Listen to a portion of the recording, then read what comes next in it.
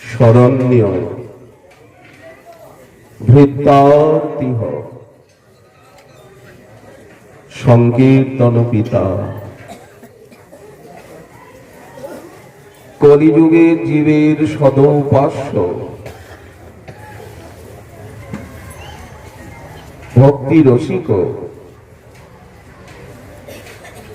নাম প্রেম প্রদানময় অবতার মহাবদান্য আনন্দ লীলারস বিগ্রহ কোটি মাতৃ বৎস নদিয়া বিহারী গৌরমণ্ডল অধীশ্বর গৌরমণ্ডল মহি মহেন্দ্র শ্রী শ্রী শচীনন্দন জগন্নাথ মিশ্র সুত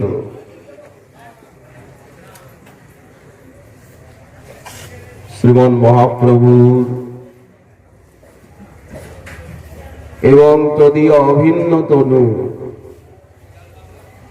শ্রী নিতাই চাঁদের অখিল গৌর ভক্তবৃন্দের অহিতুকী করুণা, করুণাই করুণা, কৃপারি যুগ, কৃপারি অবতার, কৃপারি পরিণতি এই ভারত ভূমিতে এই সময়ে জন্ম। কৃপারি পরিণাম এই সম্প্রদায়ের সমাশ্রয়। কৃপাই আমাদিগকে টেনে এনেছে। সেই কৃপারি সমীক্ষা, সেই কৃপারি বিবেচনা বিমর্ষ ভাগবতের ওই তত্ত্বেনুকম্পাং শ্লোকেরই অনুধাবন অনুস্মরণ। তত্ত্বেনুকম্পাং সুসমীক্ষমান। কৃপা আমাদিগকে সর্বধাম শিরোমণি শ্রী নবদ্বীপ ধামে টেনে এনেছে।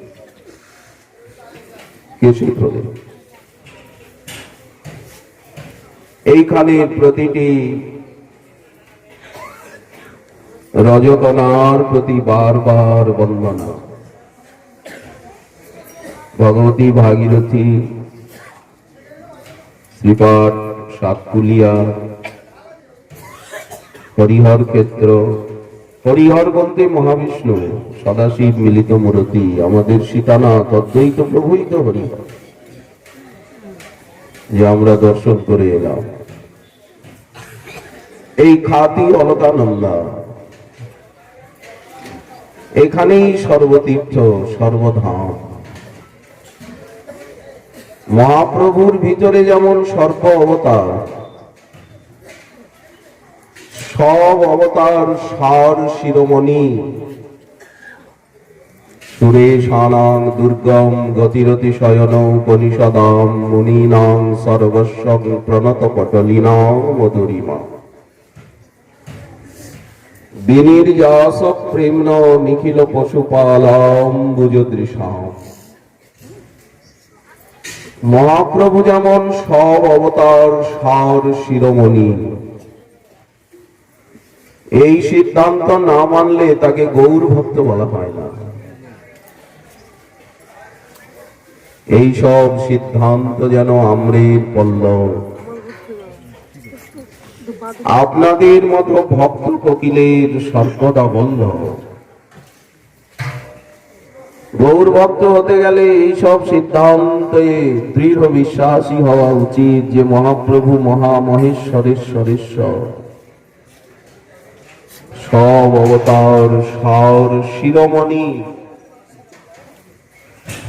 পরম আনন্দ কন্দ। তো মহাপ্রভুর ধামও তো তেমনি সর্বধাম সার শিরোমণি, যে বিশেষণ অবতারিতে লাগবে সে বিশেষণ ধামেও লাগবে, পরিকরেও লাগবে, লীলায়ও লাগবে, তবেই সমান হয়। তো নবদ্বীপ পরপদ ত্রিভুবনে এমন বিলক্ষণ অনুপম স্থান নেই। চতুর্দশ ভুবনে, ত্রিভুবন বলতে ঊর্ধ্ব অধ মধ্য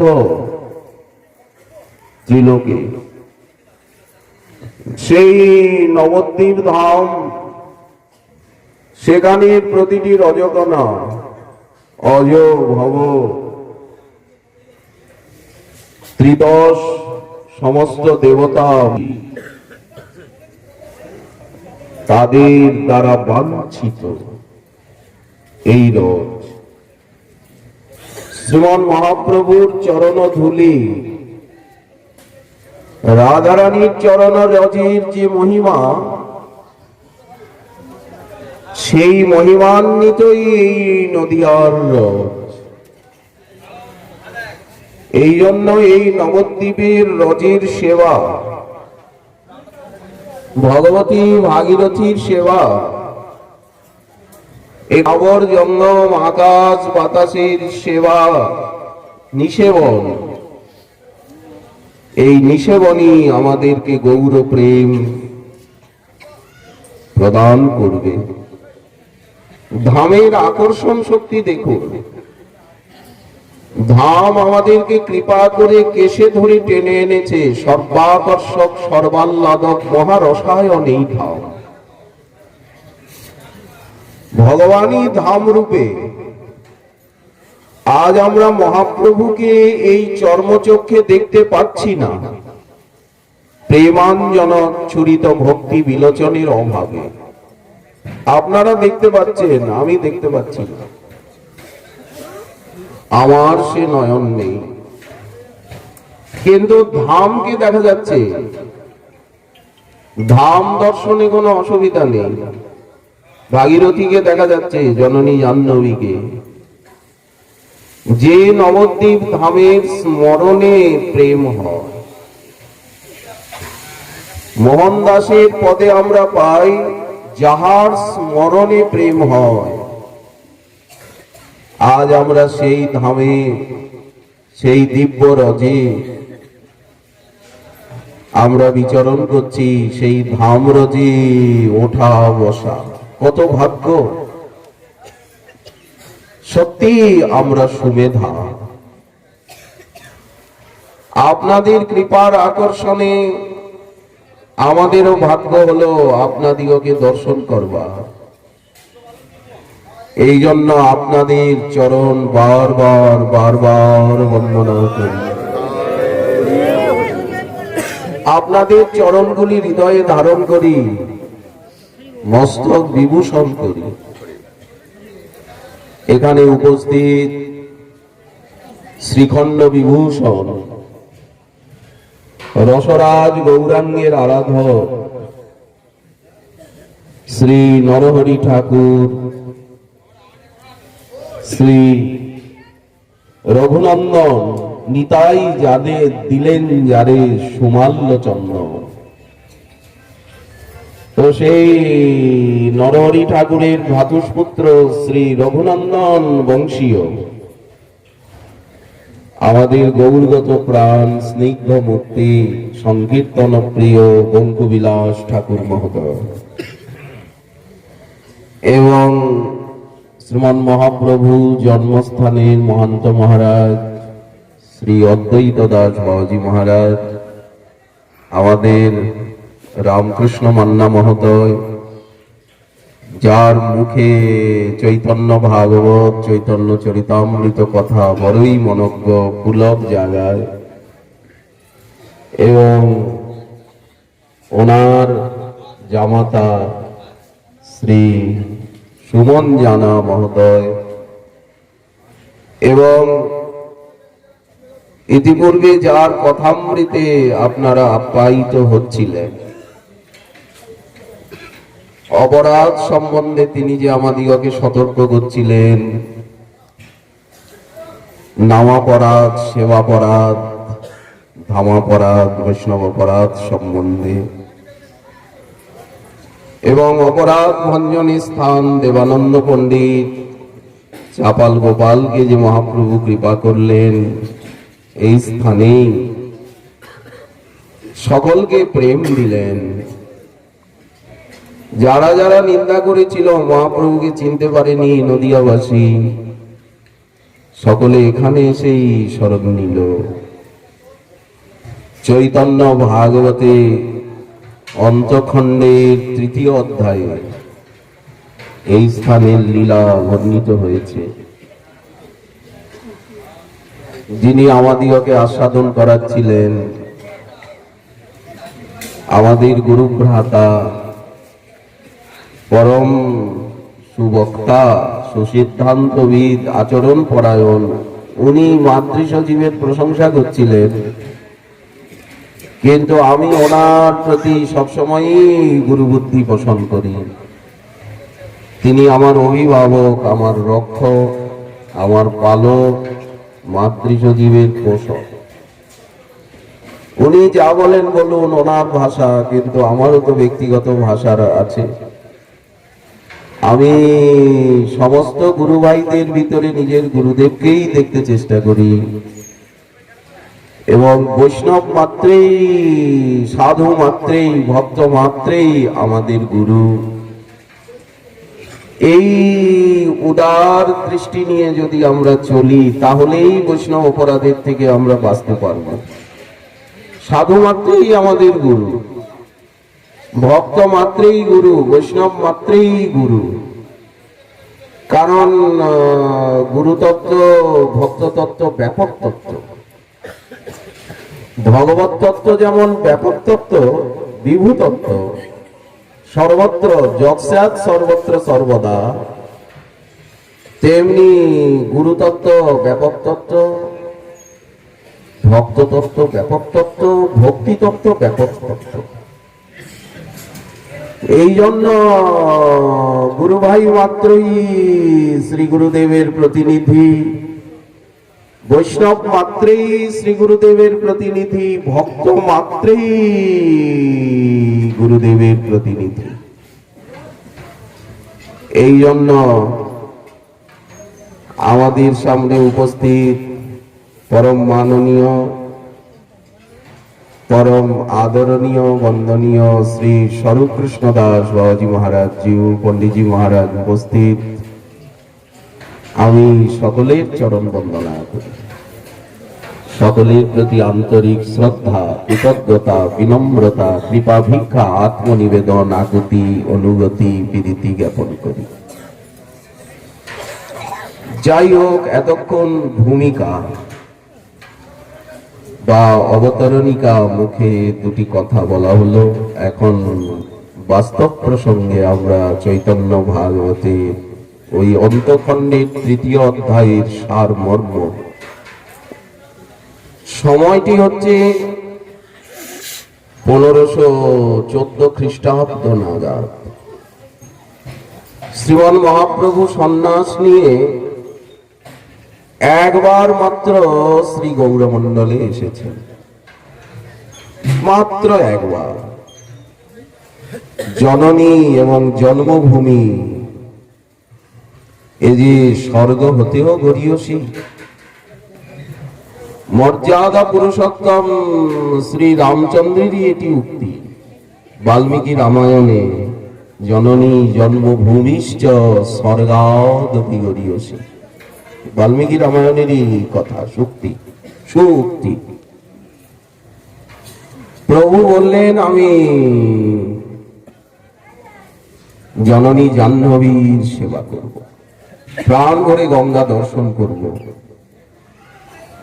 গঙ্গায় স্নান করব। দুঃখিনী জননীর কথা মনে পড়েছে, গৌরমণ্ডলীর কথা মনে হলে, জননীর কথা মনে হলে, নদিয়াবাসীর স্নেহ মমতার কথা মনে হলে মহাপ্রভু কেঁদে আকুল হন। পরম দয়াদ্র বিগলিত হৃদয়, এই জন্য ভয়ে কেউ নদিয়ার কথা, মায়ের কথা তোলে না। ওনার আহার বিহার চলে যায়, কাঁদতে থাকেন, আমি কি অন্যায় করেছি স্বরূপ জগদানন্দ, কাশীশ্বর, গোবিন্দ, ভগবান, হে রামাই নন্দাই, হে পরিপাত, হে ভারতী পাত, আমি কত অপরাধ করেছি, কত অন্যায় করেছি, আমার সন্ন্যাস নেওয়ার কি প্রয়োজন? ভট্টাচার্য সার্বভৌম আমাকে বারবার বারবার এই প্রশ্নই তো জিজ্ঞাসা করেছে, এত অল্প বয়সে কেন তুমি সন্ন্যাস নিলে? তোমার সন্ন্যাস ধর্ম কি করে রক্ষা হবে? আমি তোমাকে বেদান্ত শুনিয়ে অদ্বৈত ব্রহ্মানুভূতির রাজ্যে প্রবেশ করাবো। এই দেখুন গোপীনাথ আচার্য সাক্ষী, কাশী মিশ্র মহোদয় সাক্ষী, কি ভট্টাচার্য সার্বভৌম, আমার সন্ন্যাস কি করে রক্ষা হবে? আপনি তো আমাকে অদ্বৈত ব্রহ্মানুভূতি দিলেন না, আমি তো চিরবঞ্চিত, চিরকানা। মহাপ্রভু কাঁদছেন, আমি একটিও অত্যুক্তি করছি না। এই গোপীনাথ, আমি কি কিছু ভুল বলছি? ভট্টাচার্য সার্বভৌম কেঁদে আকুল, প্রভু বুঝতে পারিনি তুমি যে বৈরাগ্য বিদ্যা নিজ ভক্তি যোগকে শিক্ষা দিতে, আর এমন লীলা করছো যা পূর্বকল্পে চির বিলুপ্ত হয়ে গিয়েছিল।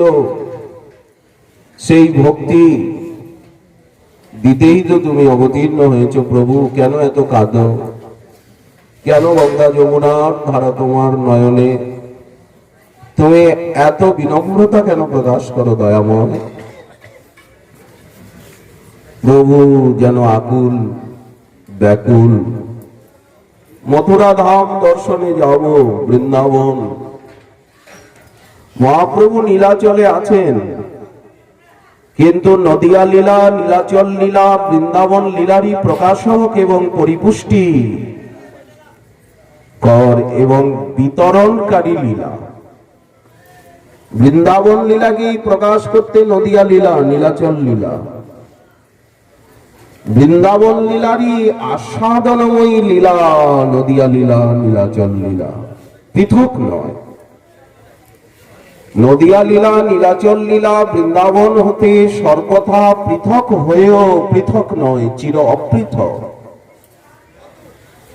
কারণ আমাদের বৃন্দাবনবাসী বৈষ্ণবগণ তারা নবদ্বীপ বৃন্দাবনকে শ্রী রাধারমণ এবং নদিয়া বিহারীকে পৃথক বলে মনে করেন না।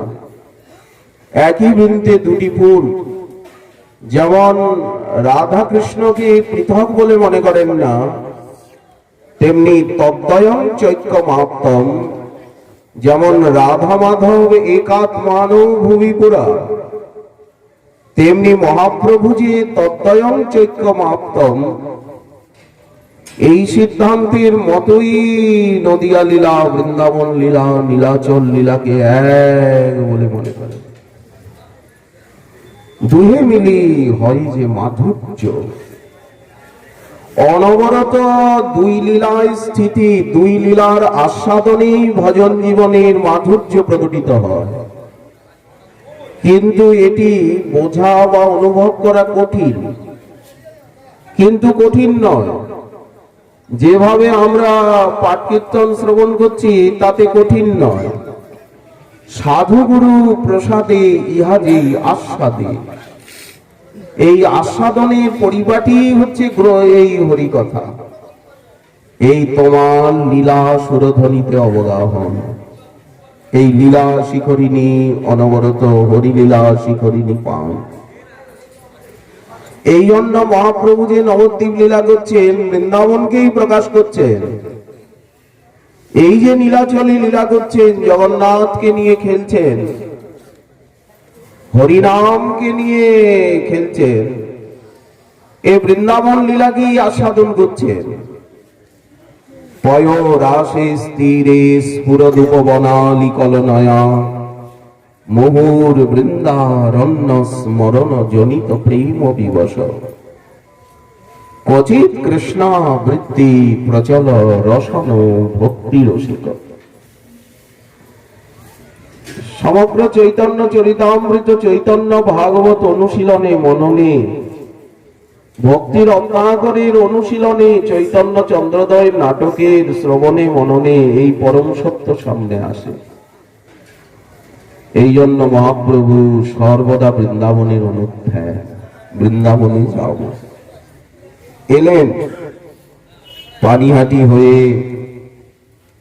নিজ গুরুধাম কুমারহট্ট হয়ে চৈতন্য চন্দ্রোদয় নাটকে কবিকর্ণপুর এই লীলাহার আদি প্রবক্তা, কুমারহট্ট হয়ে শান্তিপুর হয়ে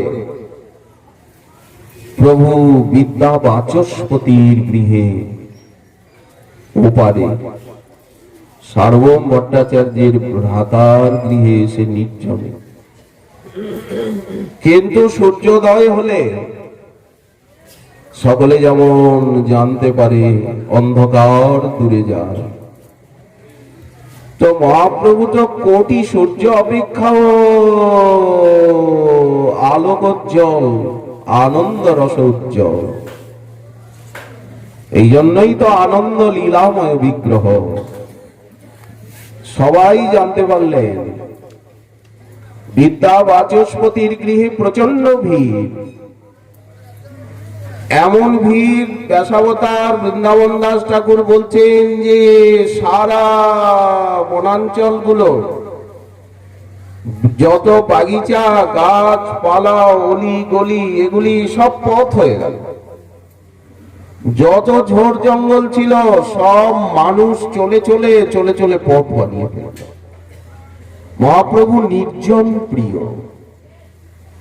মহাপ্রভুর আচরণে বোঝা যায় সব সময় উনি লীলার অনুধ্যানে থাকেন বলে, সব সময় দৈন্য বিভূষণে বিভূষিত বলে, সর্বদা হরিনাম পরায়ণ বলে, হরে কৃষ্ণেতি উচ্চৈ স্ফুরিত রসন, সব সময় হরিনাম করেন, সব সময় কাঁদেন, সব সময় দৈন্য প্রকাশ করেন, সব সময় অপরকে সম্মান করতে ব্যগ্র হৃদয়, সর্বদা বৃন্দাবন লীলার অনুধ্যান করেন।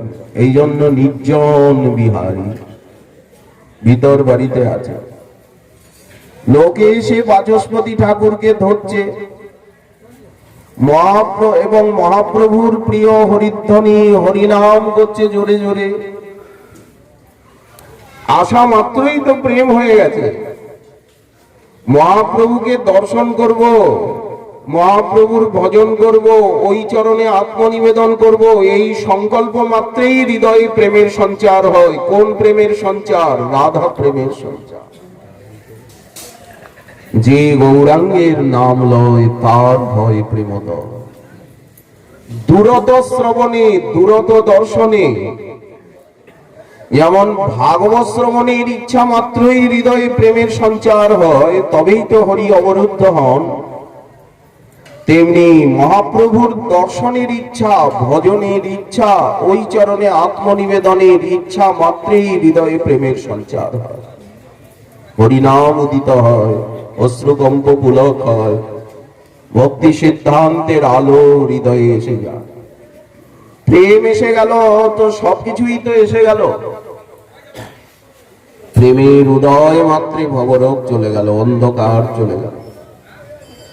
সবাই হরিধ্বনি করছেন, মহাপ্রভু বাইরে এসে দর্শন দিলেন।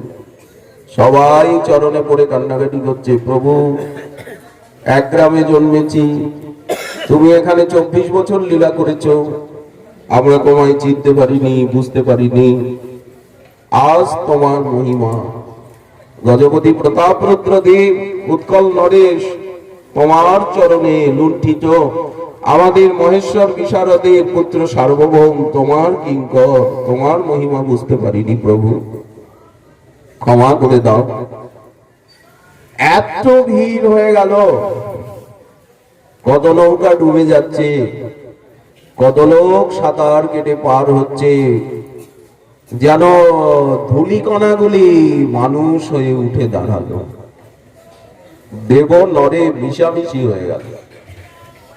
সবাই নররূপ ধরিয়ারে, দেখলেই তো প্রেম পাবো। ওই শ্রীমুখে হরিনাম শুনলেই তো প্রেম পাবো, ওই রজ অঙ্গে মাখলেই তো প্রেম পাবো, রাধারানীর দাসী হয়ে যাব। আর এই হরে কৃষ্ণ মহামন্ত্র গৌর নাম উচ্চারণেই প্রেম লাভ হবে, রাধারানীকে পেয়ে যাব। নবদ্বীপের রজ মাখলেই, ভগবতী ভাগীরথীতে অবগাহন করলেই গৌর প্রেম, গৌর প্রেমেরই নামান্তর রাধা প্রেম লাভ হয়ে যাবে। গৌরাঙ্গকে পাওয়া অর্থাৎ রাধারানীকেই পাওয়া, এক অখণ্ড অদ্বয় তত্ত্বই তো। এই সুযোগ কেউ ছাড়ে? নদিয়াবাসী, বঙ্গবাসী, সারা চতুর্দশ ভুবনবাসী সকলে এসে দর্শন করছেন। এই লীলা তো ব্রহ্মার একদিনে 4000 যুগে একবারই হয়। 1000 কলি, 1000 দাপর, 1000 ত্রেতা, 1000 সত্যের ভিতরে একটা মাত্র যুগেই তো, মাত্র অল্প দিনের জন্য, মাত্র 48 বছরের জন্যই তো এই লীলা হয়, বেশি সময় তো হয় না।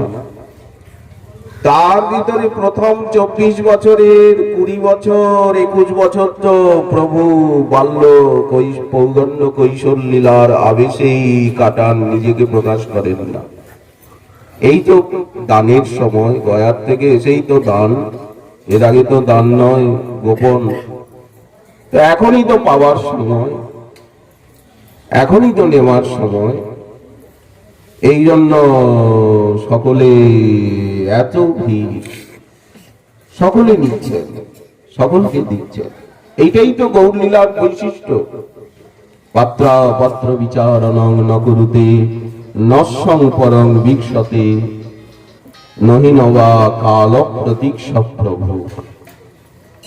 লক্ষ লক্ষ বছর সাধনায়, আরাধনায়, তপস্যায় কেউ কোনোদিন পায়নি, পাবে না। শ্রবণ মনন নিদিধ্যাসন নবধা ভক্তির যাজনেও কেউ পায়নি। সদ্য শ্রবণিক সন প্রণমন ধ্যানা দিনা দুর্লভ। নবধা ভক্তি মহাশক্তিশালী, কিন্তু নবধা ভক্তির সাধনেও পাইনি, এই কথাই সরস্বতী পাদ বলছেন। এইরকম শ্রবণিক সন প্রণমন ধ্যানা দিনা দুর্লভ। এমন ভক্তিরস মহাপ্রভু বৃষ্টি করছেন, নাম রস। এই সুযোগ কেউ ছাড়ে? নদিয়াবাসী তো তার একান্ত নিজজন, গৌরদেশবাসী তো নিজজন, সারা ভারতবাসী কেউ ছেড়েছে? রঘুনাথ দাস গোস্বামী পাদ বললেন, এই ভারত ভূমণ্ডলে, ব্রহ্মাণ্ড মণ্ডলে একমাত্র গৌরীয়কে, সমগ্র বাঙালি জাতিকে, গৌরদেশবাসীকে মহাপ্রভু নিজত্বে অঙ্গীকার করেছেন। গৌরিয়ান জগতি পরিগৃহ্য প্রভুর ইমান। উনি ইমান শব্দ প্রয়োগ করছেন, ইদম শব্দ প্রয়োগ করছেন গৌরদেশবাসী, নদিয়াবাসী, বাঙালি জাতির প্রতি, গৌরমণ্ডলবাসীর প্রতি ইমান। গোসাইপাদ দেখিয়ে বলছেন ইদমস্তু সন্নিকৃষ্টম, দেখিয়ে বলছেন জগতের ভিতরে গৌরিয়ান নিজত্বে পরিগৃহ্য, ইমান গৌরিয়ান।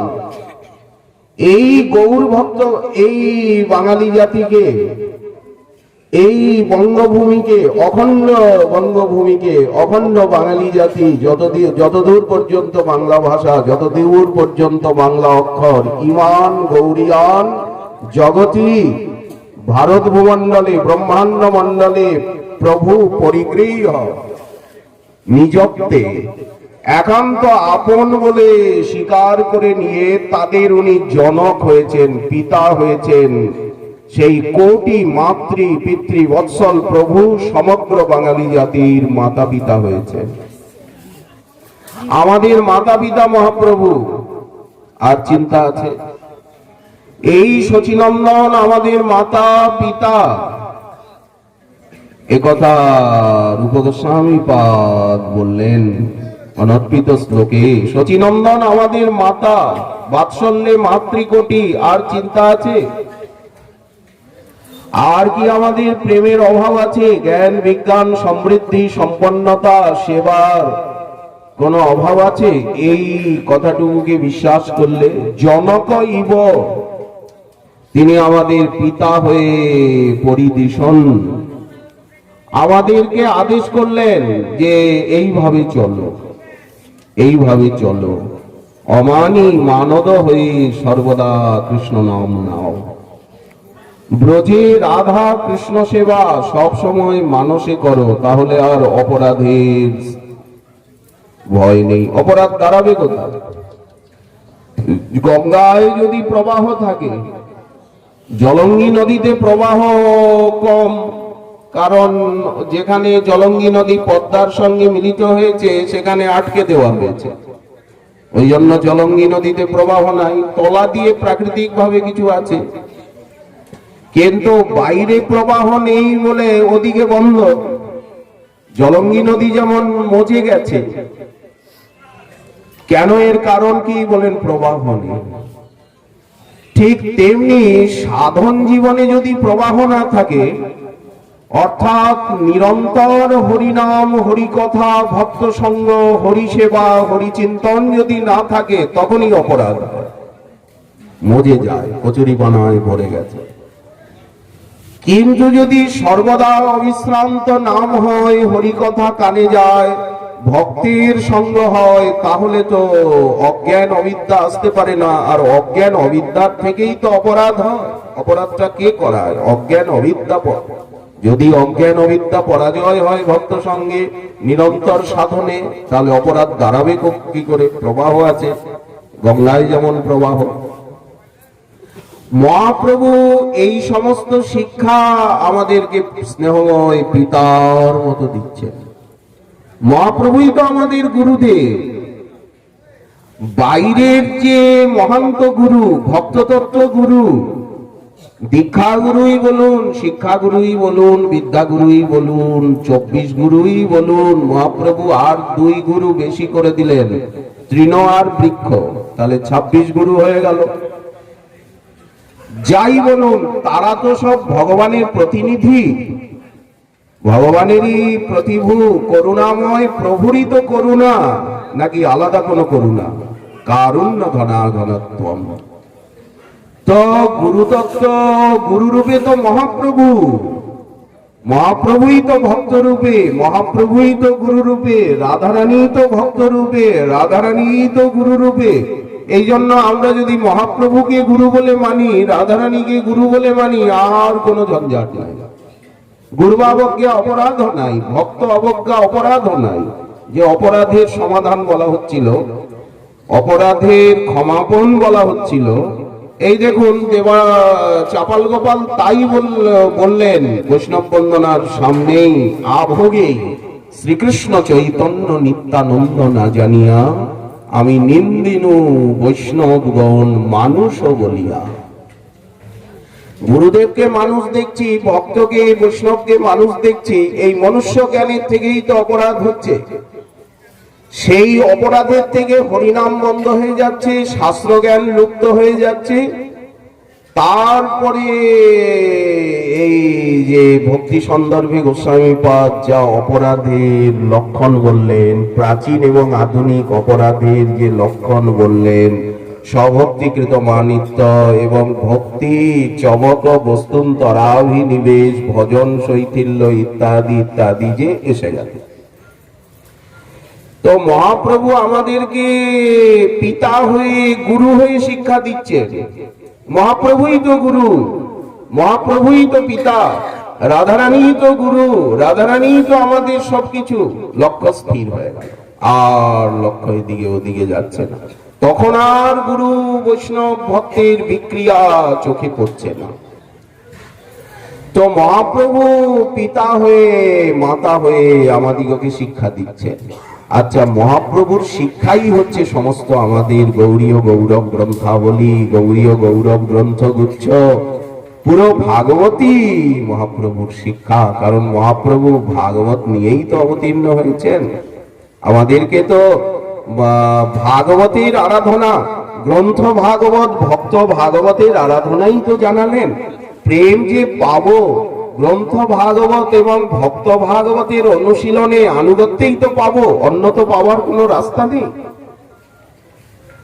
তো এত ভিড় হলো, মহাপ্রভু রাত্রিবেলা গোপনে গঙ্গা পার হয়ে নিতাই চাঁদ আদি কতিপয় পার্শ্বদগণকে নিয়ে এই কুলিয়াতে এপারে চলে এলেন। নদিয়ার কুলিয়ার মাঝখানে শুধুমাত্র গঙ্গার, ব্যাসাবতার লিখছেন নদিয়ার কুলিয়ার মাঝে শুধুমাত্র গঙ্গা, আর কোনো দূরত্ব নেই। এই সকালে এসে লোক আর প্রভুকে পাচ্ছে না, সবাই মনে করছে ভিতরেই আছে। বিদ্যা বাচস্পতিও জানেন না, সকলে ওনাকে ধরেছে। বাচস্পতি ঠাকুর কোনো ভালো জিনিস একা আস্বাদন করতে নেই, একা খেতে নেই। আপনার থেকে ভাগ্যবান জগতে কি আছে? আপনি কৃপা করে আমাদেরকে একটু দর্শন করিয়ে দিন প্রভুকে। বাচস্পতি ঠাকুর হঠাৎ ভিতরে গিয়ে দেখেন প্রভু নাই। উনিও কান্নাকাটি করছেন, প্রভু কোথায় গেলেন, প্রভু কোথায় গেলেন। তারপরে একজন ব্রাহ্মণ সহসা বলছেন যে প্রভু কুলিয়ায় গেছেন। উনি ব্রাহ্মণকে বুকে জড়িয়ে ধরলেন। এইবার পুরো ভিড়টা নদিয়ার থেকে কুলিয়ার উপরে আছড়ে পড়ল।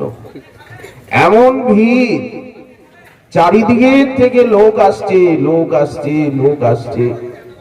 সারাদিন অবিশ্রান্ত, সারা রাত মহাপ্রভু এইখানে মহাসংকীর্তনে নৃত্য করছেন। সংকীর্তন পিতা, উনি সংকীর্তন সুলম্পট, সংকীর্তন রসন মাদি, সংকীর্তন রসের প্রকাশক, জয় জয় হরে কৃষ্ণ মহামন্ত্রেরও প্রকাশ, জয় জয় নিজ ভক্তি গ্রহণ বিলাস, জয় জয় অভক্ত দমন মহাকাল। এই সংকীর্তনের দ্বারাই তো, উপদেশের দ্বারা, দর্শনের দ্বারাই তো মহাপ্রভু অভক্তকে দমন করছেন। জয় জয় সাধু ধর্ম বিপ্রপাল, ভক্তগণ সাধুগণকে পালন করছেন, ভাগবত ধর্মকে প্রকাশ করছেন। তো সংকীর্তনে প্রভু এমন মেতে গেলেন, এমন সংকীর্তন রস বৃষ্টি করছেন। মৃদঙ্গ মন্দিরা বাজে, শঙ্খ করতাল, সংকীর্তন সঙ্গে সব হইল মিশাল। চৈতন্য ভাগবত এমন গ্রন্থ, হাজারবার পড়েও, হাজার মনন করেও ঠিক ঠিক জিহ্বায় আনা যায় না। এতই দুরূহ, এতই দুর্গম, এতই দুরাবগাহ, এতই অতলস্পর্শী, একেবারে আকাশের থেকেও এত দূরত্ব বিশিষ্ট যে বহু চেষ্টা করেও চৈতন্য ভাগবতকে পূর্ণতয়া, পূর্ণরূপে জিহ্বায় আনা যায় না। আনলে তো প্রেম হয়েই গেল, আর প্রেম না হলে আনা যাবে না, কারণ প্রেমময় অক্ষর যাহা। এমন সংকীর্তন রস বৃষ্টি করছিলেন প্রভু এই কুলিয়াতে। সকলকে নিয়ে সংকীর্তনে বেঁচে গেছেন, সকলকে নাম উপদেশ করছেন। কৃষ্ণ বলো, কৃষ্ণ ভজ, অবিরাম কৃষ্ণ নাম শুনো। মহাপ্রভু এই যাত্রায় নদিয়ায় কুলিয়ায় এসে প্রভু বলছেন সকলে কৃষ্ণ বলো। সন্ন্যাসের পূর্ব রাত্রে তো বলেইছেন, যদি আমার প্রতি স্নেহ থাকে সবার, তবে কৃষ্ণ ব্যতিরিক্ত না গাহিবে আর। আমাকে ভালোবাসো তখনই বুঝবো যখন তোমরা কৃষ্ণ কথা বলবে, কৃষ্ণ নাম করবে, কৃষ্ণ সেবা করবে। এখানে এসে বললেন কৃষ্ণ নাম করো, শ্রীকৃষ্ণের ভজন করো, ঘরে ঘরে শ্রীকৃষ্ণের মন্দির হোক, ঘরে ঘরে কৃষ্ণ সেবা হোক, ঘরে ঘরে গীতা ভাগবতের চর্চা হোক, নিরন্তর কৃষ্ণ নাম শোনো। কৃষ্ণ নাম শুনলেই প্রেম পাবে, কৃষ্ণ নাম করলেই প্রেম পাবে। আচ্ছা, এর থেকে আর সহজ কিছু হতে পারে? আর সহজ রাস্তা? আজ নাম লইতে হয় প্রেমের সঞ্চার, ধামে এলেই হয় প্রেমের সঞ্চার, আপনাদেরকে দর্শন করলেই হয় প্রেমের সঞ্চার। এই সুযোগ যদি হাতছাড়া হয়, তাহলে কবে, কোন যুগে, কোন কল্পে, কোন কালে উদ্ধার হবে? এই সুযোগ আর ছাড়া যাবে না। আজই প্রেম পেতে হবে, এই জন্মেই প্রেম পেতে হবে, এই জন্মেই গৌর বলে, এই জন্মেই গৌর বলে চোখের জল ফেলতে হবে, গৌরাঙ্গের গুণ শুনে এই জন্মেই কাঁদতে হবে। এখনই কাল গৌরাঙ্গ গুণেতে ঝুড়ে নিত্য লীলা তার স্ফুরে। এই যে আমরা এতক্ষণ বসে আর গৌরাঙ্গীর গুণ শ্রবণ করছিলাম, স্বরূপকৃষ্ণ দাস বাবাজি মহারাজ জিউর শ্রীমুখে, পণ্ডিতজি মহারাজের শ্রীমুখে যে আমল করছিলাম, এই গৌরাঙ্গীর গুণ শুনতে শুনতে যে আর চোখে জল আসবে, দেহ পুলকিত হবে, অন্তর গদগদ হবে।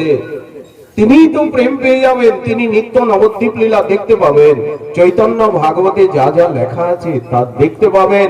চোখের জল যখনই আসবে, সেই চোখের জলের মধ্যে দিয়ে নিত্য গৌরাঙ্গ লীলা দেখা যাবে। আজও দেখা যায়, আজও এখানে লীলা চলছে। আর এই জন্যই তো আপনারা ছুটে এসেছেন, সেই লীলা আকর্ষণ করে এনেছে। শৈরিণী লীলা, অপার করুণাময়ী লীলা, ভব শোক বিদ্রাবিনী লীলা, নিখিল কলমোষহারিণী লীলা, লীলাভূমি, লীলাধাম, লীলা পরিকরগণ এবং লীলা কথার পরিবেশক যারা, সেই ভুরিদা ভক্তবৃন্দের কৃপায়, বৈষ্ণব বৃন্দের কৃপাই তো আমরা ছুটে এসেছি না এই ধাম রোজে, গৌরাঙ্গের চরণ রেণুতে, সেই লীলাভূমিতে। তো মহাপ্রভু সকলকে উপদেশ দিচ্ছেন, নাম সংকীর্তনে মেতে গেছেন। এর মধ্যেই ইতিপূর্বে আমরা শ্রবণ করলাম যে চাপাল গোপাল, সেই দুর্মুখ বাচাল ব্রাহ্মণ শ্রীবাসের চরণে অপরাধী, যে শ্রীবাসকে ভবানী পুজো করিয়েছে, দরজায় রেখে এসেছে নানা কিছু, রুদ্ধ দ্বার দেখে। তো সেই চাপাল গোপাল এসে শরণ নিলেন। মহাপ্রভু এইবার সদয় হলেন। আগে সদয় হননি, পরে সদয় হয়েছেন। তো চাপাল গোপাল শরণ নিলেন। শরণ নেওয়ার পর মহাপ্রভু যে বললেন যে শ্রীবাসের চরণে অপরাধ হয়েছে, তুমি পুরুষোত্তম পদাশ্রয় করো গিয়া ঘরে, শ্রীবাসের কাছে, শ্রীবাসের চরণে ক্ষমা চাও। তখন আমার কথা শ্রীবাসকে বলো। উনি শ্রীবাসের চরণে ক্ষমা চাইলেন। শ্রীবাস বললেন তখন যে নদিয়া জেলার সুখসাগর নিবাসী পুরুষোত্তম দাস, দ্বাদশ গোপালের একতম, নিত্যানন্দ প্রভুর পার্ষদ, তার চরণাশ্রয় করো গিয়া ঘরে, বৈষ্ণব নিন্দনে তোমার এতেক দুর্গতি, বৈষ্ণব বন্দনা করি শুদ্ধ করো মতি। আচ্ছা, চাপাল গোপালকে প্রভু ক্ষমা করলেন, কৃপা করলেন। ব্যাসাবতার লিখেছেন যে এক ব্রাহ্মণ এলেন, বৈষ্ণব অপরাধী, দুর্মুখ। ওখানে চাপাল গোপাল নামটা ব্যক্ত নাই।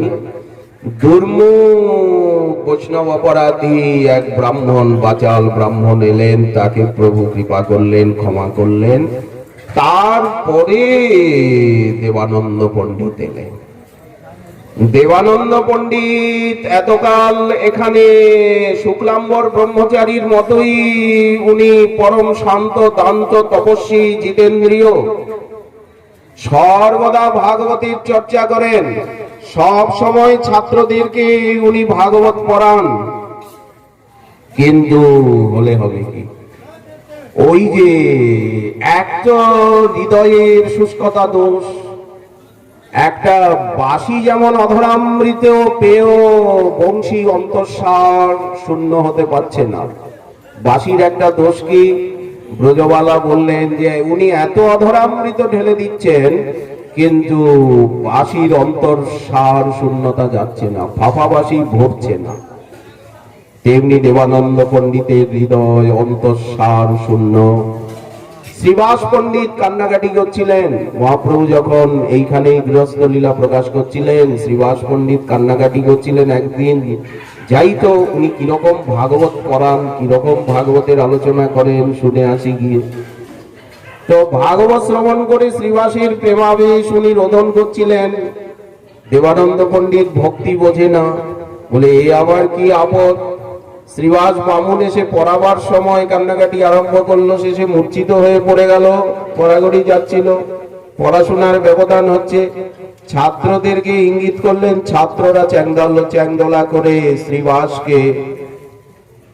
শ্রীবাসকে চ্যাংদোলা করে আর ওই উঠোনে ওই পদপ্রান্তে ফেলে রেখে এসছে। যখন শ্রীবাস পণ্ডিতের সম্বিত এলো, দেখছেন উনি পদপ্রান্তে বাইরে দুঃখ পেয়ে চলে গেলেন। এই যে অপরাধ হলো, সেই অপরাধ তো সেই মহাপ্রভুর যে নদিয়া লীলা, সেই নদিয়া লীলার কৃপার লীলার কিছুই অনুভব করতে পারলেন না।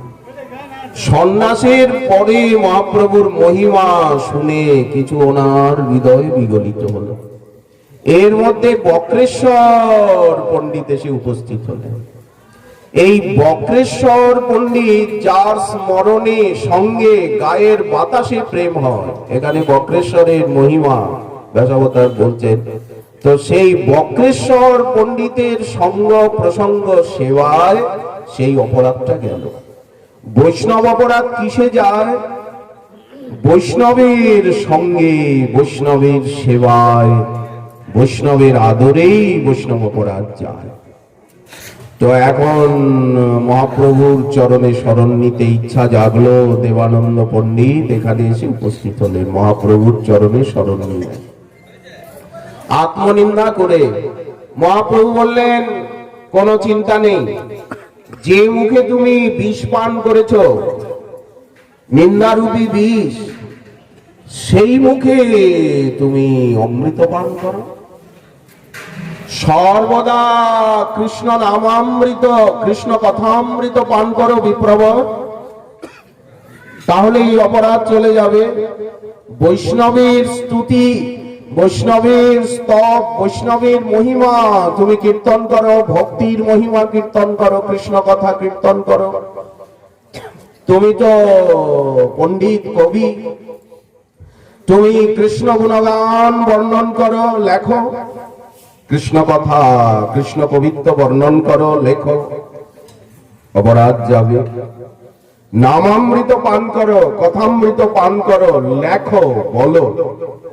মহাপ্রভু এমন উদার, এমন উদার শিরোমণি, সকলকে বলছেন যে কৃষ্ণ নাম করো, কৃষ্ণ নাম করাও, ভজন করো, ভজন করাও, নিজে নাচো, সকলকে নাচাও, নিজে নিজে কাঁদো, নিজে অন্যকে কাঁদাও, নিজে ভজন করো, অপরের ভজনের সহায়ক হও। তাহলে এই অপরাধ রূপী বৃক্ষ একেবারে সমূলে উৎপাটিত হবে। আচ্ছা, যদি সংসার তরুরই মূলোৎখাত হয়ে গেল, তাহলে আর অপরাধ রূপী ডালপালা কোথায় থাকবে? মূলোৎখাত বিধায়িনী ভবতর কৃষ্ণান্ন তৃষ্ণাক্ষয়াৎ।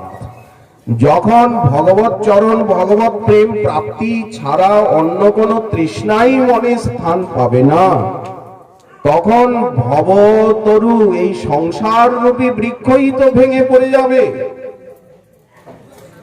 এই হরিকথা রূপী সুরধ্বনির আশ্রয়ে, হরিলীলা রূপী, গৌর লীলা রূপী সুরধ্বনির আশ্রয়ে, ধামাশ্রয়ে, নামাশ্রয়ে, মহদাশ্রয়ে, তো আর অপরাধ রূপী ডালপালা কোথায় থাকবে? গাছটাই যদি উপরে গঙ্গা স্রোতে, গঙ্গার পারে পড়ে গেল, গঙ্গা গর্ভে, তো ডালপালা নিয়েই তো পড়লো, অপরাধ নিয়েই তো। ভব তরুরই তো ডালপালা শাখা, বৈষ্ণব অপরাধ, সেবাপরাধ, নামাপরাধ, ধামাপরাধ, যা কিছু অপরাধ, যা কিছু আছে বললেন সব তো মূলোৎখাত হয়ে চলে যাবে।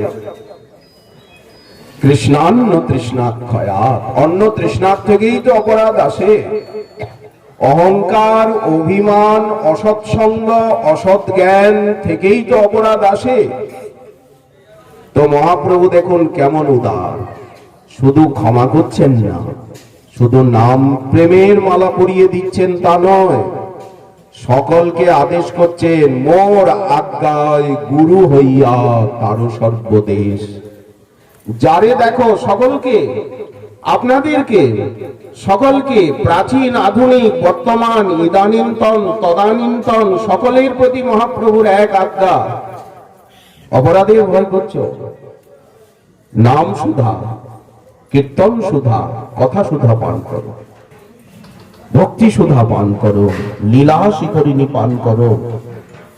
যেখানে একটু আগে আমরা শুনলাম, পায়ে কাটা ফুটলে মাথা কুচলে তো বেরোয় না, পন্ডিতজি মহারাজ বলছিলেন তো আর কোনো সমস্যা নেই, যারে দেখো তারে করো কৃষ্ণ উপদেশ, মোর আজ্ঞায় গুরু হইয়া তারও সর্বদেশ। এমন উদার শিরোমণি আছেন, সকলকে গুরু বানিয়ে দিয়েছে। মহাপ্রভুর সম্প্রদায়ে সবাই গুরু, সবাই শিষ্য, সবাই সেবক, সবাই উপদেষ্টা, সবাই কীর্তনিয়া, সকলেই লেখক, সকলে বাজাচ্ছে। যে বাজায় যে বাজায় আমন্ত্রণ করি তাই, পৃথক পৃথক জনে জনে। সকলেই হইয়াছেন আর হবেন যত মহাপ্রভুর দাস, সকলেই ব্রহ্মাণ্ড পাবন, বিশ্ব পাবন পাদ রেণু। ইদানিং তদানিং বলে কোনো কথা নাই। আমরা যদি এই শব্দ বলি যে আগের দিনে যারা, তারা খুব উন্নত ছিলেন, খুব মনজ্ঞ ছিলেন, বর্তমান যারা তারা একটু তরঙ্গায়িত, এ কথা বলার সঙ্গে সঙ্গে অপরাধ হবে, দৃশ্যমানের কাছে অপরাধ হবে। আপনারা দৃশ্যমান গৌরাঙ্গগণ, নিত্যানন্দগণ, রাধারানীর গণ, আপনারাই তো দৃশ্যমান। আপনাদের সঙ্গ প্রসঙ্গ নিয়েই তো আমরা আগে এগোবো। এখন যদি বলি 100 বছর আগের বৈষ্ণবগণ, 50 বছর আগের বৈষ্ণবগণ, যদি তাদের বিশেষণ দিই, আর এইদিকে যদি বর্তমানের প্রতি অপকর্ষ বা অন্য দৃষ্টি আসে, বৈগুণ্য দৃষ্টি আসে, সঙ্গে সঙ্গে কিন্তু দৃশ্যমান ভক্তগণের প্রতি, বৈষ্ণবগণের প্রতি, আচার্যগণের প্রতি অপরাধ হয়ে যাবে। অতীব বৈষ্ণবের ঠাই সদা হব সাবধান, কোন মতে কারো যেন নহে অপমান, এটি যাজন করা হবে না। এই জন্য অপরাধটা কার কাছে হচ্ছে? যারা অপ্রকট হয়ে গেছেন তাদের কাছে অপরাধ হচ্ছে না, যারা প্রকট তাদের কাছেই অপরাধ হচ্ছে, দৃশ্যমানের কাছেই অপরাধ হচ্ছে। এই জন্য দৃশ্যমানের কাছের থেকেই সাবধান হতে হবে। আর যারা চলে গেছেন তাদের প্রতি তো মানসিক সাবধানতা বা বাচিক সাবধানতা, কিন্তু বর্তমানের কাছেই তো সাবধান বিশেষভাবে হতে হবে। এই জন্য দেখুন উদার শিরোমণি মহাপ্রভু কিরকম আদেশ করছেন, যারে দেখো তারে করো কৃষ্ণ উপদেশ, মোর আজ্ঞায় গুরু হইয়া তারও সর্বদেশ। সবাই গুরু, সকলকে গুরু করে দিলেন।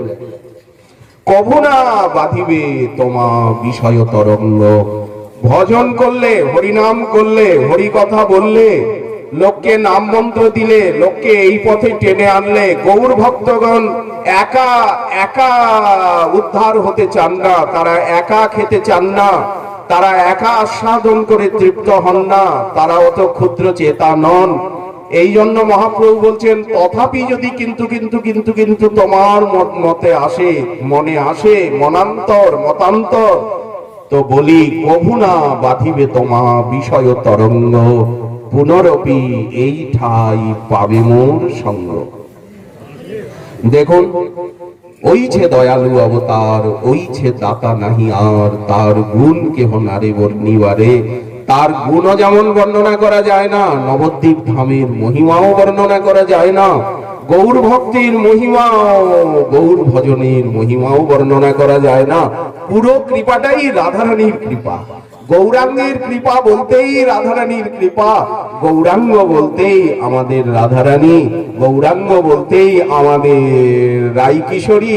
এই জন্য নবদ্বীপের রজের দিকে তাকিয়েই মনে হচ্ছে যে সারাম অজস্রাম শ্রবদাশ্রিতেষু, এই সৎপ্রেম সিন্ধু মকরন্দ রসৌঘ ধারা, এই তাতেই সিক্ত নদিয়ার রজ। আর আপনারা ভাবোৎসবের ভজন করছেন, এই তো ভাবোৎসবের ভজন, ভাবোৎসবেন ভজতাম রসকামধেনু। এই রসকামধেনু নদিয়ার রেণু, গৌরচরণ রেণু। দেবানন্দ পণ্ডিতকে মহাপ্রভু অনেক শিক্ষা দিলেন। চৈতন্য ভাগবতের প্রত্যেকটি পয়া ভাগবতের সার, অতি সার, ঘনতম নির্যাস দিয়ে গড়া।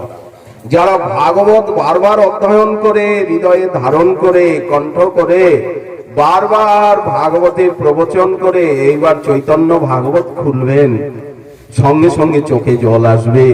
আমাদের রামকৃষ্ণ মান্না মহোদয় তো চৈতন্য ভাগবত পড়তেই পারেন না, পড়তে পড়তে পড়তে পড়তে ওনার চোখে জল আসে, আর ওনার কণ্ঠধ্বনি শুনে আমাদেরও দেহ পুলকিত হয়। মাতৃসজীব অতি পাপিষ্ঠ, অতি নগণ্য, অতি বর্বর, বৈষ্ণবাভিমানী, বৈষ্ণবমন্য, পণ্ডিত মানি, পণ্ডিত মন্য, কিন্তু তথাপি চৈতন্য ভাগবত পড়তে গিয়ে চোখে জল আসে, দেহ পুলকিত হয়। তো এই যে আপনাদের চোখে জল আসছে, আপনাদের দেহে পুলকিত হচ্ছে দেহ, এই চোখের জলের মধ্যে দিয়ে নিত্যলীলা, গৌরলীলা, গৌরধামের মহিমা আপনাদের চোখে ফুটে ওঠে, সবসময়ই চোখে আপনাদের ফুটে উঠছে। তো দেবানন্দ পণ্ডিতকে মহাপ্রভু যে অপূর্ব উপদেশ করলেন, আপনারা চৈতন্য ভাগবতের অন্তঃখণ্ডের যে তৃতীয় অধ্যায়টি দয়া করে দেখবেন, কত সুন্দর, কত মনজ্ঞ, আগাগোড়াই মনজ্ঞ। যদি চৈতন্য মঙ্গল শুনে পাষণ্ডী যবন, সেও মহা বৈষ্ণব হয় ততক্ষণ, মনুষ্য রচিতে নারে ওইছে গ্রন্থ ধন্য, বৃন্দাবন দাস মুখে বক্তা শ্রী চৈতন্য। তারপরে মহাপ্রভু এখানে 4-5 দিন লীলা করে চুপচাপ গঙ্গার পারে পারে, চুপচাপ কি, ভক্তগণকে নিয়ে, অগণিত ভক্তগণকে নিয়ে কীর্তন রঙ্গে প্রভু গঙ্গার পারে পারে। দেখুন মহাপ্রভু গঙ্গাকে কত ভালোবাসেন, যে আমি নির্জনে থেকে গঙ্গা দর্শন করব, গঙ্গার তীরে বসে হরিনাম করব, গঙ্গায় স্নান করব। এই কথা বলছেন যে আমি কিছুদিন মনের সাথে গঙ্গা স্নান করব। সার্বভৌম ভট্টাচার্যকে বলছেন যে তুমি তো দারু ব্রহ্মের, অচল ব্রহ্মের সেবার দ্বারা কৃতার্থ হবে, আর তোমার ভাই বিদ্যা বাচস্পতি তিনি জলব্রহ্মের সেবার দ্বারা ধন্য কৃতার্থ হবেন। অতএব গঙ্গায় স্নান, গঙ্গা দর্শন, গঙ্গা জল পান, গঙ্গার তীরে বাস, গঙ্গার লহরীর দিকে তাকিয়ে হরিনাম, যে নামাচার্য হরিদাস ঠাকুর যে সাধন করছেন গঙ্গার তীরে তীরে, দেখুন হরিদাস ঠাকুরের লীলায় কিরকম গঙ্গার প্রতি অনুরাগ, মহাপ্রভুর লীলায়, গৌর ভক্ত বৃন্দের লীলায় আমাদের সিদ্ধ জগন্নাথ দাস বাবার কিরকম গঙ্গার প্রতি অনুরাগ, সিদ্ধ তোতারাম দাস বাবার গঙ্গার প্রতি কিরকম অনুরাগ, সিদ্ধ গৌর কিশোর দাস বাবার, বাবাজি মহারাজ জিউর গঙ্গার প্রতি কিরকম অনুরাগ। গৌর পুলিনে পুলিনে দিব গড়াগড়ি করি কৃষ্ণ কোলাহল, কবে সুরধ্বনি তটে গৌর নিত্যানন্দ বলি নিষ্কপটে, নাচিয়া গাহিয়া বেড়াইব ছুটে, আমি বাতুলের প্রায় ছাড়িয়া বিচার। তো মহাপ্রভু ইচ্ছা করলেন যে গঙ্গার পারে পারে পারে পারে সব সময় গঙ্গা দর্শন হবে, গঙ্গা জল পান হবে, গঙ্গায় স্নান হবে। গঙ্গার পারে পারে অগণিত ভক্ত নিয়ে কীর্তন রঙ্গে চলতে চলতে চলতে চলতে প্রভু রামকেলিতে গেলেন। রামকেলিতে 4-5 দিন থাকলেন। দবির খাস সাকর মল্লিককে কৃপা করলেন, সেখানের থেকে কানাইয়ের নাটশালা হয়ে, সেখানের থেকে আবার পূর্বাভিমুখী হয়ে কুতুবপুরে পদ্মাবতীতে স্নান করে নিত্যানন্দের প্রেম পদ্মাতে রেখে মহাপ্রভু আবার গঙ্গা নরোত্তম বলে আহ্বান করে, প্রভু সেই কানাইয়ের নাটশালার থেকেই নরোত্তম বলে আহ্বান করে কুতুবপুরে এসে পদ্মায় স্নান করে পদ্মাবতীতে প্রেম রেখে প্রভু আবার গঙ্গার তীর হয়ে আবার হঠাৎ করে শান্তিপুরে প্রভু পদার্পণ করলেন। যেদিন সেই সন্ন্যাসী এসে জিজ্ঞাসা করছিল যে কেশব ভারতী শ্রীকৃষ্ণ চৈতন্যের কে হয়, আর অচ্যুতানন্দ সামনে ধুলায় ধূসরিত তনু 5ম বছরের শিশু, সে খেলা করছিল, প্রভু এইভাবে শান্তি, সেই সময় প্রভু এসে উপস্থিত হলেন। সেই দিনই তারপরে শান্তিপুর হয়ে আবার প্রভু শ্রীবাসের আলয় কুমারহট্ট হয়ে, মহাপ্রভুর সন্ন্যাস লীলার পরে শ্রীবাস পণ্ডিত এখানের থেকে কুমারহট্টে ছিলেন, বাসুদেব দত্ত এখানের থেকে কুমারহট্টে ছিলেন, কুমারহট্ট হয়ে পানিহাটি হয়ে আবার গঙ্গার তীরে তীরে যে পথে প্রভু এসেছিলেন সেই ছত্রভোগের পথ, সেই অম্বুলিঙ্গ মহাদেব ইত্যাদি দর্শন করে চন্দনেশ্বর হয়ে, সেকালের দিনে উড়িষ্যার সীমা একেবারে সুবর্ণ রেখার কুল অব্দি, আগে গিয়ে এক সময় গঙ্গার কুল অব্দি উড়িষ্যার সীমা ছিল, পরবর্তীকালে সীমা হোসেন শাহের সময়ে সীমাটা সংকীর্ণ হয়ে সুবর্ণ রেখা অব্দি চলে যায়। পরবর্তীকালে আরো সংকীর্ণ হয়ে উড়িষ্যা, কলিঙ্গ দেশ, জলেশ্বর পর্যন্ত চলে যায়। শ্রীমান মহাপ্রভু যে পথে এসেছিলেন আবার জলেশ্বর, বালেশ্বর হয়ে শ্রীনীলাচল ধামে আগমন করলেন। এই অপূর্ব লীলা আমরা চৈতন্য ভাগবতের থেকেই পেয়ে থাকি।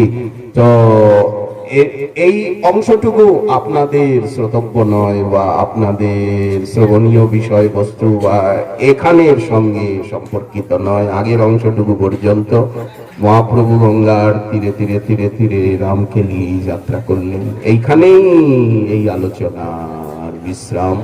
এখন আপনাদের সামনে হরিকথা প্রবাহকে আরো এগিয়ে নিয়ে যাবেন। আমরা স্বরূপকৃষ্ণদাস বাবাজি মহারাজের শ্রীমুখে আস্বাদন করছিলাম। তারপরে এখন পরম ভক্তপ্রবর সুবক্তা শ্রী সুমন জানা মহোদয় আপনাদিগকে হরিকথা শ্রবণ করাবেন।